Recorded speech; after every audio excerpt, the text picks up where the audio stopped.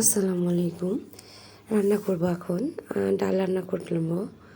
ডালের জন্য মরিচ, তেল আর ডাল দিয়ে প্রেসার কুকারে বসাই দিলাম।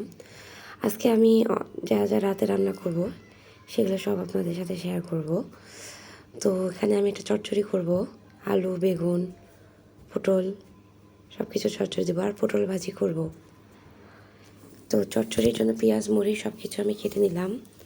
তারপরে আমি চচ্চড়ি সব কিছু আমি পেটের মধ্যে দিয়ে মশলা আমার যা লাগে সব দিয়ে ভালো করে মাখায় আমি একটু পানি দিয়ে ঢাকায় দিয়ে দিব। মানে লবণ, হলুদ, পেঁয়াজ, মরিচ সব কিছু দিয়েছি।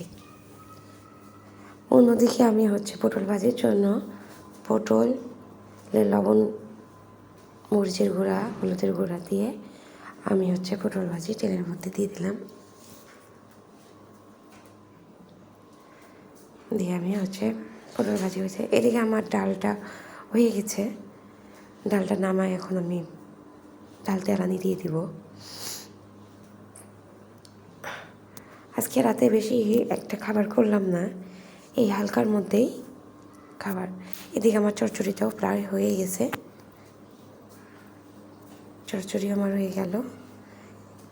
এই আমি এখন ডাল তেলানি দিব। একটু রসুন কুচি, পেঁয়াজ কুচি দিয়ে ডাল মশলা দিয়ে আমি ডালটা তেলানি দিয়ে দিব। ডালের সাথে একটু ধনিয়া পাতা দিব।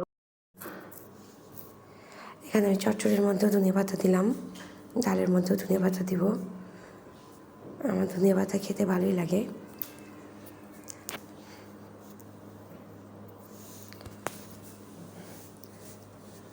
ডালটা হয়ে গেছে, ডালটা নামাই ফেলবো। এই যে আমার চচ্চড়ি তো প্রায় হয়ে আসছে। আজকে রাতের মেনু এই ডাল, চচ্চড়ি, বেগুন আলুর চচ্চড়ি, পটল ভাজি, ভাত। এটা আজকে আমাদের রাতের মেনু। আল্লাহ আল্লাহ হাফেজ। সবাই ভালো থাকেন।